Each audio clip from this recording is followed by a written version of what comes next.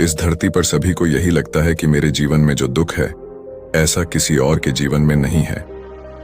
आज की यह कहानी आपको बताएगी कि इस दुनिया के सबसे सुखी व्यक्ति आप ही हैं। सही कहा है किसी ने, जिसके जीवन में संतोष नहीं, वह जिंदगी में कभी भी खुश नहीं रह सकता। उसको बेचैनी रहती है, उसको कितना भी दे दो, उसका मन कभी भी खुश नहीं हो सकता। नमस्कार दोस्तों, इंस्पायर्ड थिंक यूट्यूब चैनल में आपका स्वागत है। दोस्तों, आज की वीडियो बहुत महत्वपूर्ण और ज्ञानवर्धक होने वाली है। कृपया वीडियो में अंत तक जरूर बने रहे। तो चलिए बिना देरी के कहानी को शुरू करते हैं। दोस्तों, एक समय की बात है। एक गांव में एक लड़की रहती थी। वह लड़की सुंदर नहीं थी और उसका कोई भी नहीं था। वह अकेले ही रहा करती थी। वह खुद ही मेहनत करती और अपने लिए 2 वक्त की रोटी का प्रबंध किया करती। यूं तो उसे 2 वक्त की रोटी मिल ही जाया करती थी, लेकिन फिर भी वह अपने आप से खुश नहीं थी। उसे दुनिया में सभी लोग सुखी नजर आते थे, सभी लोग खुशहाल नजर आते थे। दूसरों का जीवन देखकर वह खुद को कोसा करती, खुद को तरह तरह की बातें कहती। वह कहती थी, हे ईश्वर, आपने सभी को खुशहाल बनाया है, सभी को सुख दिया है, सभी को सुंदर बनाया है, तो मुझे क्यों नहीं? आखिर मैंने किया क्या था? आखिर मेरी गलती क्या थी? मैं जानती हूं आप मुझसे कोई बदला ले रहे हैं। इसी प्रकार एक दिन वह अपने आप से नाराज होकर, निराश होकर एक पेड़ के नीचे बैठी हुई थी और रो रही थी। तभी वहां से एक बौद्ध भिक्षु गुजर रहे थे।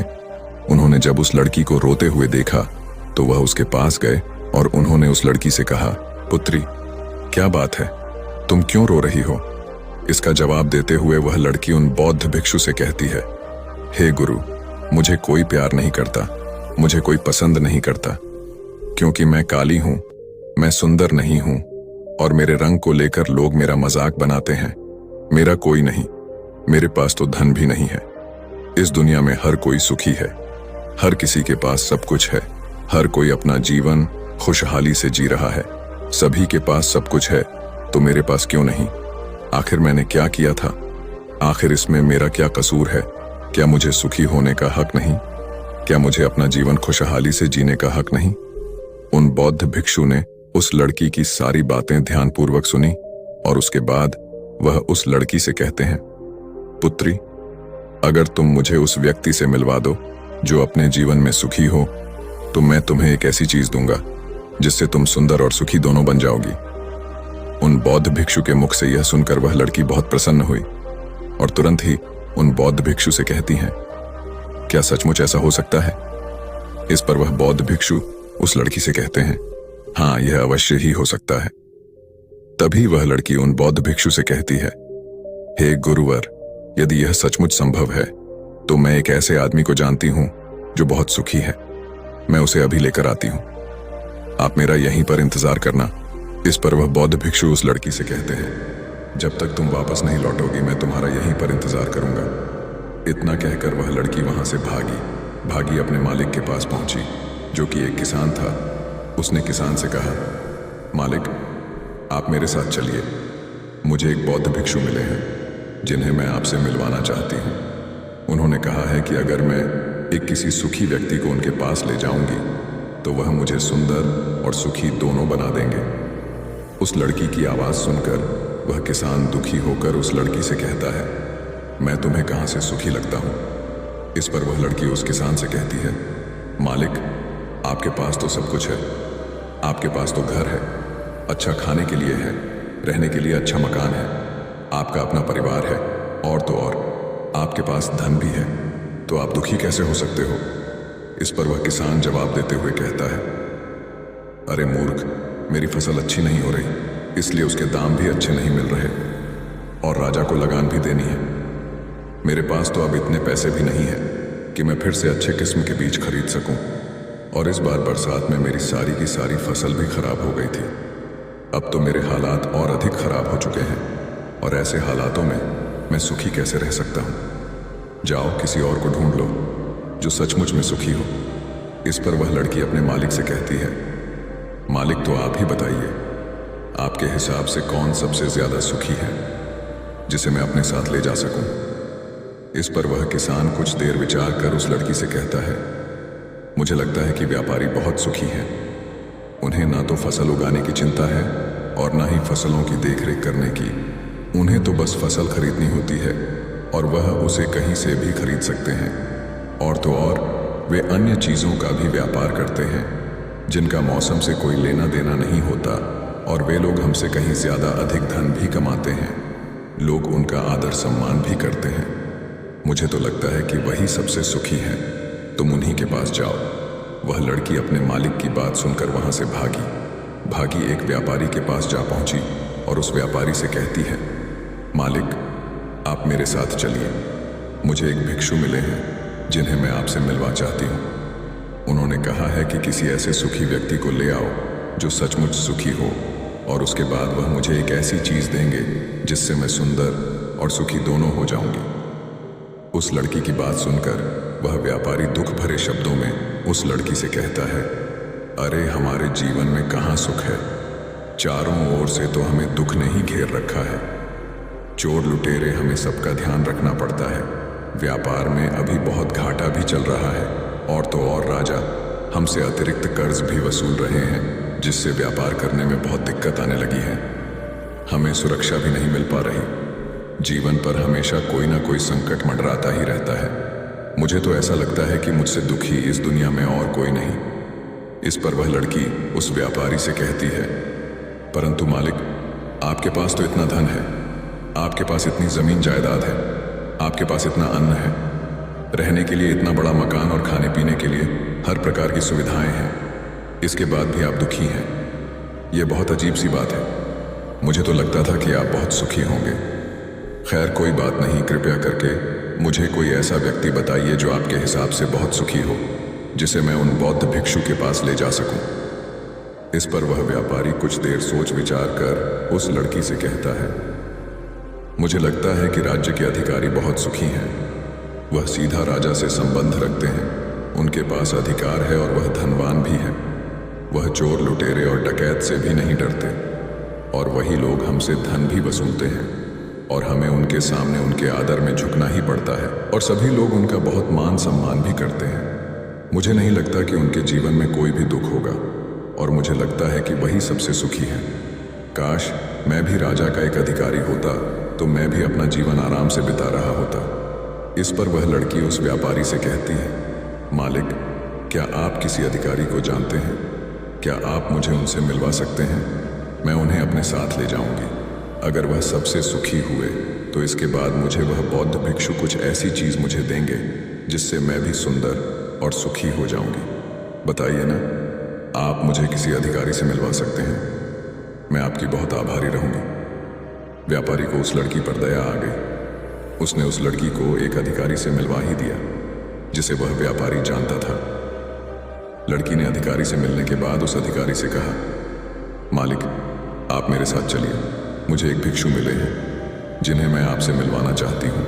उन्होंने मुझसे कहा है कि अगर मैं एक सुखी व्यक्ति को उनसे मिलवा दूंगी तो वह मुझे एक ऐसी चीज देंगे जिससे मैं सुंदर और सुखी दोनों हो जाऊंगी। इस पर वह अधिकारी उस लड़की से कहता है, तुम्हें किसने कह दिया कि मैं सुखी हूं? अरे मेरे जैसा दुखी व्यक्ति तो इस दुनिया में और कोई नहीं होगा। तुम्हें नहीं पता, लेकिन हम पर कितना दबाव होता है, हमारे ऊपर कितनी जिम्मेदारियां होती हैं। हमें हर एक आदेश को पूरा करना होता है, और वह आदेश भी इतनी आसानी से पूरे नहीं होते। उनके लिए हमें कितनी मुश्किलें उठानी पड़ती हैं, कितनी दिक्कतों का सामना करना पड़ता है। राजा कुछ भी आदेश पारित कर देते हैं और उसे हमें लागू करना पड़ता है। जनता का गुस्सा और तरह तरह की मुश्किलें, सभी परिणाम हमें ही झेलने पड़ते हैं। और तुम्हें लगता है कि मैं सुखी हूँ, ऐसा कुछ भी नहीं है। अगर वह भिक्षु तुम्हें सुखी कर दे तो तुम उसे मुझे भी मिलवा। मैं भी तो सुखी होना चाहता हूँ, मुझे भी अपना जीवन खुशहाली से बिताना है। भला अधिकारी बनकर मुझे क्या मिला? रोज रोज की तरह की तनाव। इस पर वह लड़की आश्चर्य से उस अधिकारी से कहती है, मालिक, जहां तक मैं सोचती थी कि आप सबसे सुखी हैं, लेकिन आप भी सुखी नहीं लग रहे। परंतु आपको क्या लगता है, इस दुनिया में कोई ऐसा व्यक्ति है जो सबसे सुखी होगा? क्या आप मुझे बता सकते हैं?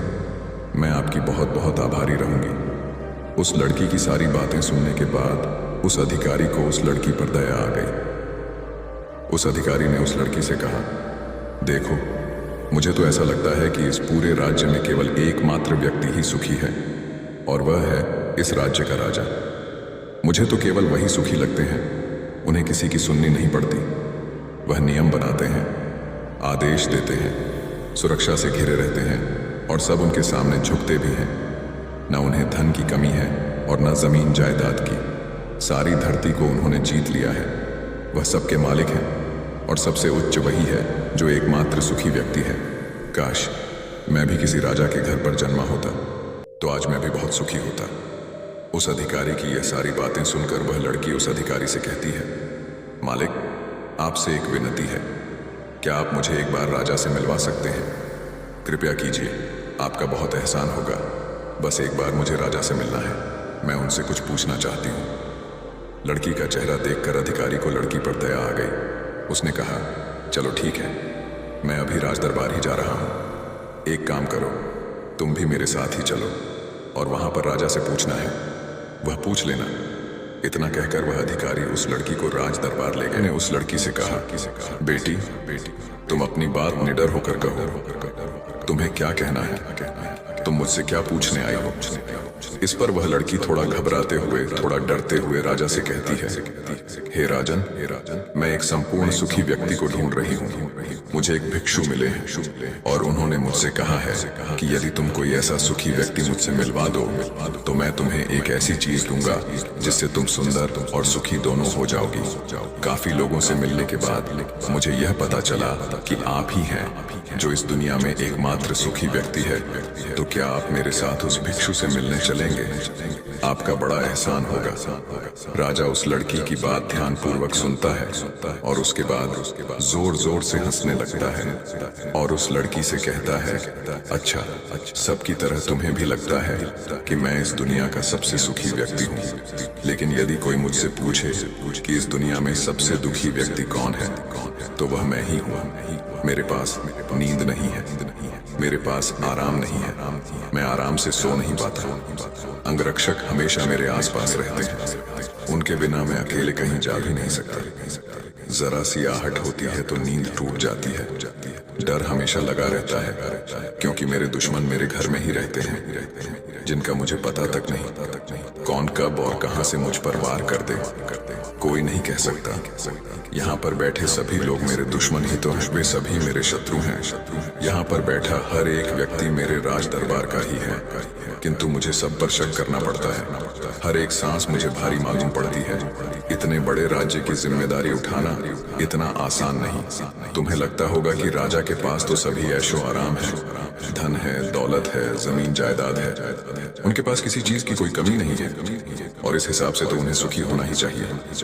किंतु मैं तुम्हें बता दूं कि यह सब सुख नहीं देते। इस पर वह लड़की राजा से कहती है, हे राजा, क्षमा कीजिएगा, परंतु यदि सुख धन दौलत नहीं देती, जमीन जायदाद नहीं देती, ऐशो आराम नहीं देता तो क्या हुआ?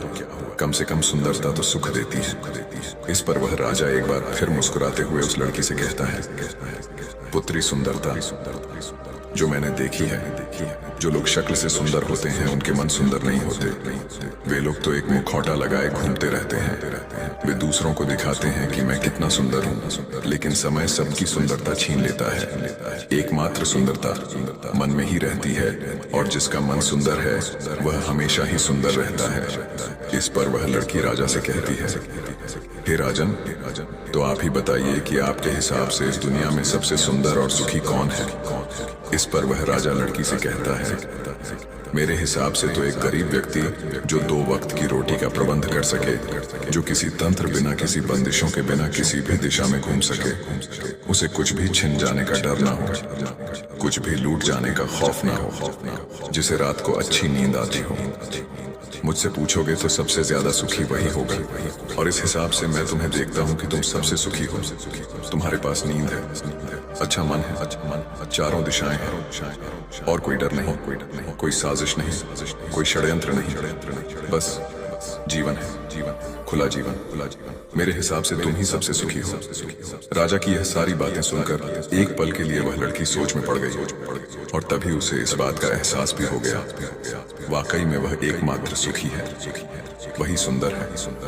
और अब वह जो थी जैसी भी थी, उसे खुद के होने पर गर्व होने लगा। पूरे दिन यहाँ वहाँ भटकते हुए आखिरकार थक हार कर संपूर्ण सुख लिए वह चेहरे पर मुस्कान लाई। प्रकृति से बातें करते हुए वह उन बौद्ध भिक्षु के पास वापस लौटी और उसने उन बौद्ध भिक्षु से कहा, हे गुरुवर, मैं यहाँ से गई थी तो मुझे लग रहा था कि मैं ही सबसे दुखी हूँ और मैं ही सबसे बदसूरत हूँ। लेकिन यहाँ से जाने के बाद जैसे जैसे मैं लोगों से मिलती गई, मुझे यह एहसास होने लगा कि इस दुनिया में सबसे सुखी व्यक्ति तो मैं ही हूँ। हाँ, ये बात और है, मैं किसी सुखी व्यक्ति को आपके पास ला ना सकी, क्योंकि मुझे लगता था कि मुझे छोड़कर सब सुखी हैं। लेकिन बात तो कुछ उल्टी ही हो गई। यहाँ तो मुझे छोड़कर सभी दुखी हैं। सभी को किसी न किसी चीज का डर है, कुछ ना कुछ खो जाने का डर है, कुछ ना पाने का डर, खुलकर ना जी पाने का डर। इस हिसाब से तो मेरे पास सब कुछ है। मैं खुशी से झूम सकती हूँ, गा सकती हूँ, जहाँ मन करे वहाँ जा सकती हूँ, और 2 वक्त की रोटी का इंतजाम करने के लिए मेरे पास ये हाथ और पैर भी है। मुझे किसी चीज का कोई गम नहीं। मेरे पास ऐसा कुछ नहीं जिसके खोने का डर मुझे सताए। इस पर वह बौद्ध भिक्षु उस लड़की से कहते हैं, पुत्री, आखिरकार तुम्हें वह सुंदरता और सुख मिल ही गया। अब से तुम सुंदर और सुखी हो।